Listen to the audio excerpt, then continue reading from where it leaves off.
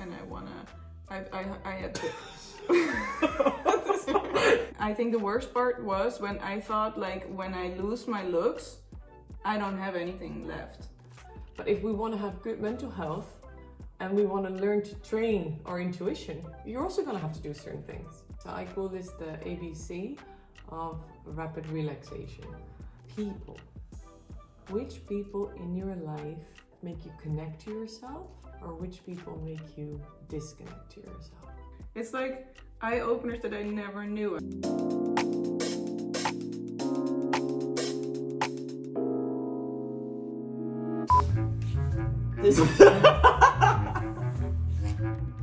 You're also looking at me. Ik denk, je moet toch daar kijken. Dat moet ik toch tegen hen zeggen. Yeah. Mental health is one of the most important subjects in my life. I wanted to create a video series where I talk about it with Dr. Louise. I just think the knowledge that you have could be super helpful for a lot of people, and that's why we're making a video today. First of all, hi, my name is Dr. Louise. I'm a medical doctor and I'm an expert on women's health. It's my mission to educate women on how their bodies and minds work so that we can take extreme care of them and then also rise ourselves up to our fullest potential. We're planning on making a whole series, so please let us know if there's anything that comes up and you feel that that's something that you may have questions about or that we can address for you. But we've got a whole series of questions that we got lined up for ourselves, right? Yeah, I want to know all the answers too, so let's get started. When is it that you became aware that mental health was important in your life? I just was living life and I just never thought about mental health or what it's doing or what was going on in my mind even. But then I started feeling not good enough because of the modeling industry and everything. I was living by myself a lot and I was overthinking. I got to a psychologist because I was at the doctor and they said I had a depression. She taught me a lot about thoughts. That's when I started doing research myself as well. I was reading about happiness and feelings, about the law of attraction and about anything I could find that was about mental health and happiness. And I think that's when I became more passionate about this subject. When you said, when I started to not feel enough in the modeling world, and what do you believe was the thing that triggered you most in thinking you were not enough? In every city I needed to change something. In Paris I needed to be more pale and then more skinny, and in LA I needed to be more curvy because the jean sizes wouldn't fit when I was too skinny. Well, I was working still in every country, but just the agencies are so strict. Like they tell you that. When I came back my skin got bad because I was stressing, because I was worried about not having enough work, just overthinking all the time because I was alone a lot. Because I always thought, oh, nobody wants to know or hear about my struggles, so I'm just keeping them to myself. I think the worst part was when I thought like when I lose my looks, I don't have anything left. I was modeling since I was a baby, so I was modeling my whole life. And always when I looked good, then the client was happy, everything was good, you know? So I thought like, okay, I have pimples now because I'm stressing way too much. So I was just overthinking, and then I was also overthinking that what do I have left if I don't have my looks? I finally thought I had everything perfect, and then I was too short, you know? but I was like, that was really true. I'm laughing about this, but it's because it's ridiculous. Yeah. It really is almost funny that and this is something brilliant because this is also how our mind works. At a certain point, when we have this, right, this perfect hair color, when we have these perfect blue eyes, when we have all these boxes that we think perfect we should, the perfect body, then we'll be happy. And that's why I think it's really fun because and then turns out you were too short, because that's how life is, right? The moment that we think that we have our entire checkbox of once I found my passion, once I know, the love of my life and the house and the car and everything that people think is important exterior, but also in how we look and everything, and then it turns out that's not true. Yeah. Because it's not where happiness is. Not sharing your thoughts with other people, that's also why I want to, talk about it and make people more able to talk about it, because it's normal, to struggle. It can be so helpful if you talk to people. Yes. You don't have to be depressed to be struggling in mental health, right? We all have a mind, we all have thoughts, and mental health is just a very big part of our general health. In the first place, we know how to take care of our bodies, right? That's what we learned somehow. Yet we didn't really learn how to take care of our minds. That's not something that we learn. How does stress work in the body and in the mind? Because I don't know where it comes from and why it even exists. I'll elaborate a little bit on this. Stress doesn't necessarily have to be bad. It's gotten a very bad rap, as in that it is the worst that we can experience, but there is something called positive stress. It's the kind of stress that you experience right before you're going to do a presentation, or whenever you feel that, something exciting is happening and you feel that, that beating in your heart and your hands are a little bit shaky. That's the kind of stress you want. You want that stress because it takes care of memory retrieval, so you'll be able to think faster. Yeah. You'll be able to connect the dots more easily. Wow, cool. Is that adrenaline? That's adrenaline, exactly. So what then happens is that there is also that kind of stress. That's the thing that we have in our autonomic nervous system, the nervous system which takes care of our breathing, our heartbeat, everything that has to do with the digestive system, and we don't have to do anything for it. I mean, it's not like we say to our heart, hey, how about you keep beating? It just does it, right? It's the miracle of the body. So the sympathetic nervous system is the action nervous system. That's where adrenaline comes in. And adrenaline is the hormone that is just immediately triggered whenever we're about to, for instance, walk on the street and you're about to hit a car and you're able to jump back like that. That's when all of a sudden all the blood goes to your muscles, the blood goes into your heart, your lungs expand, you're able to really, to flight. Also what happens is that sometimes you freeze.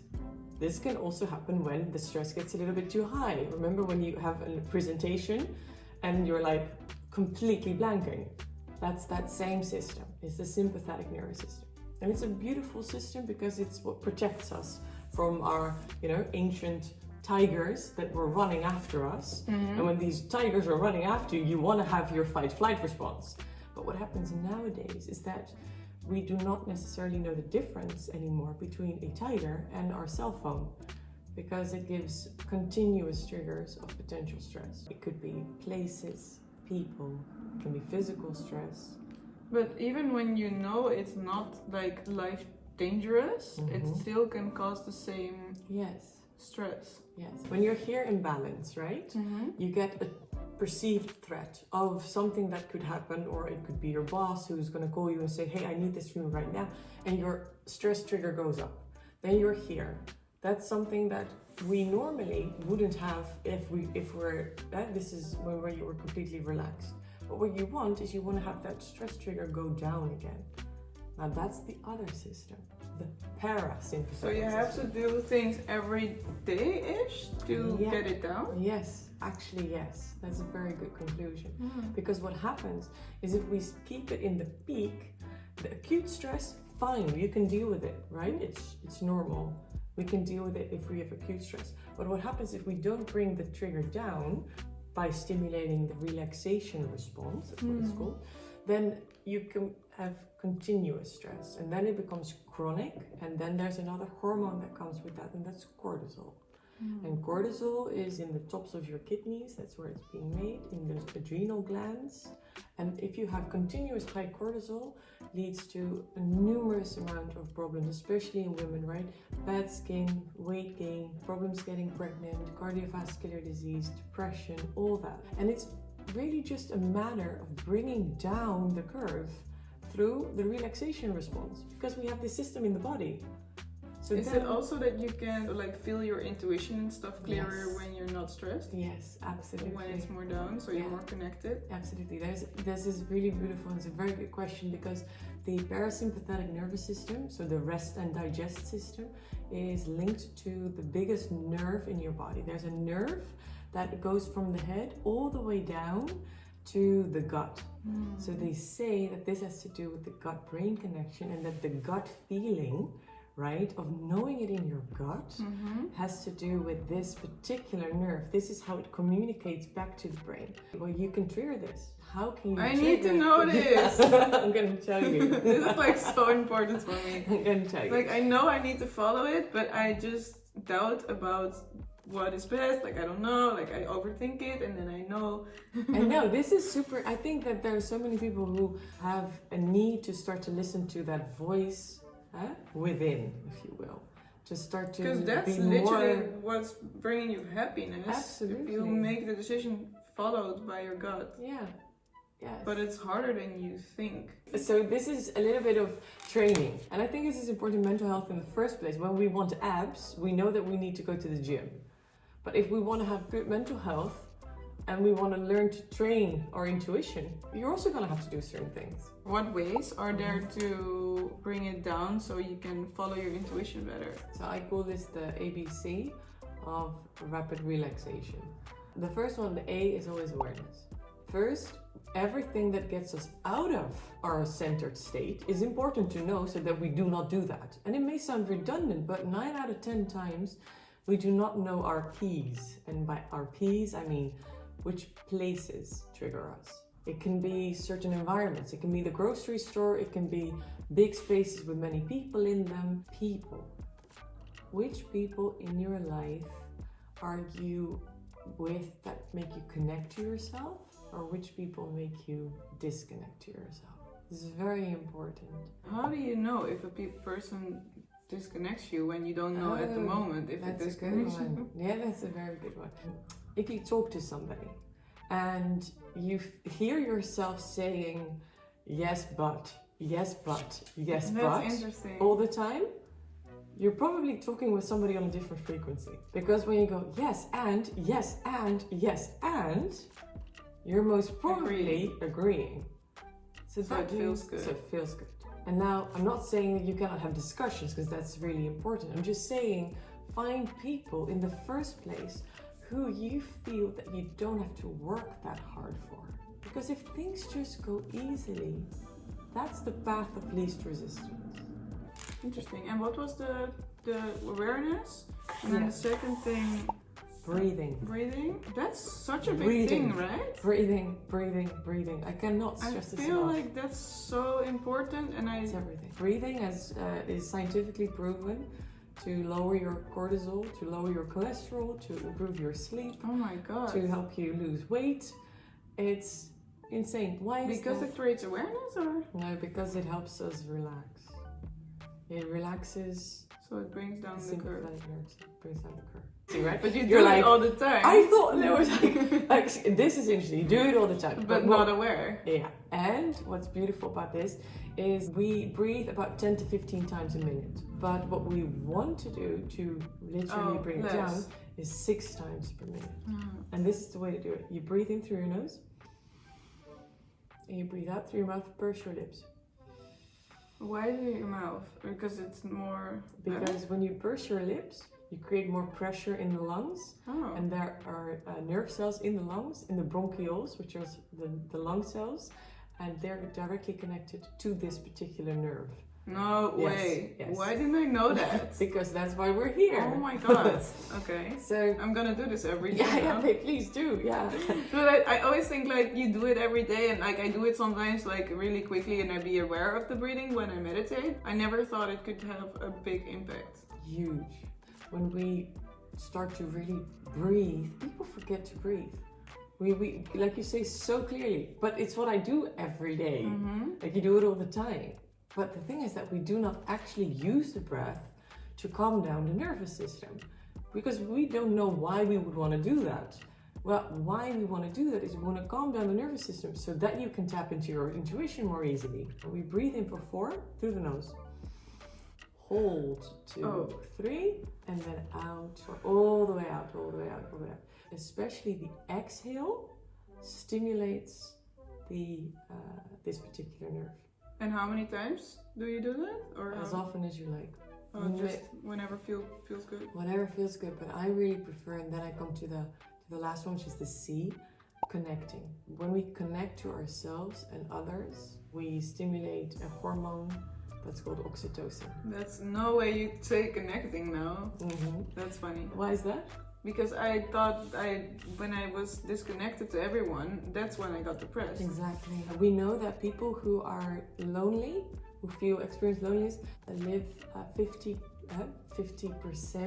shorter than other people. It's a huge And also now in this time, people need to also stay aware that they still need to connect with people instead of being isolated. Absolutely, it's so important. It boosts our immune system, right? When we're connected to other people, we have higher levels of serotonin, which is our feel-good, happy, well-being hormone, especially on a physical level also, right? When we have human touch, which is also really important right now to stimulate people to still have human touch, even though we are distancing. But my psychologist always told me that you can rub yourself and have the same human feeling, like the, how do you say it, the benefits of a cuddle, like with yourself. 100%. Sometimes when I'm like having a bother in bed, I'm like doing this, just this, and I'm like, I'm still following her advice. Yes, and it's true. But I don't know if it works, but I still do it sometimes. And it feels really weird, and the thought is also really weird. But it works. There have been numerous studies done on the effect of touch. Talking about being your own best friend. We are, and this is one of the ways, you know, if we're going to talk self-love in another part, one of the ways to really connect to yourself is to just have physical touch. When we touch other people or when we touch ourselves, we create this hormone called oxytocin, right? Which is This is also so interesting. The cuddle hormone, the hormone that is being produced, and also serotonin is released. Again, this helps to boost the immune system. So it makes you healthy. I get it now. It's lowering the curve of stress. Yes, and it's extremely important for health. It really is. These are like life-changing tips for me, so I'm like super excited to continue and to practice all of this. It's like eye-openers that I never knew. I'm like, why did nobody tell me before? Why didn't I learn this somewhere? So interesting. And I'm so happy to do it with you. And we'll talk about bigger ones as well. We'll talk about, you know, how to love yourself deeply. Everybody knows that's like, oh, the self-love part. This is we need to know. We'll talk about it on the next one. Thank you for watching, and you can subscribe if you want to see all the other videos, because we have so much more coming for you. Let us know if you have questions or if you like this video, and definitely check out At the Core Women Care, because that's her page about all those things. It's super interesting. Yeah, till next time. All right. Bye.